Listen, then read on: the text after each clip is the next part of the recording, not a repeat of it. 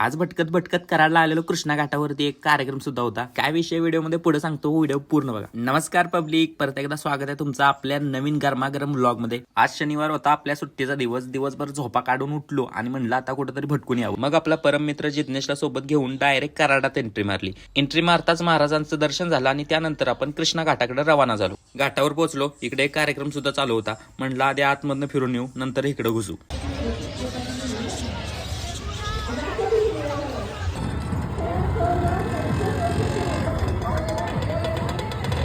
नंतर अंधार पडेपर्यंत इकडे तिकडे जरा हुदड्या मारत छायाचित्रणाचा कार्यक्रम केला आणि म्हणलं आता जरा बाहेर जाऊ. तर इथं आद्य ग्रामदैवत उत्तरालक्ष्मी महोत्सव 2025 होता. म्हटलं काय विषय, आत घुसून बघू. तर इथं भागातल्या महिला बचत गटाने विविध प्रकारचे स्टॉल लावलेले आणि इथं खादीचं सोडून आपल्यासाठी काहीच नव्हतं. खास महिलांसाठी कार्यक्रम आहे, आपल्यासाठी काहीच नाही.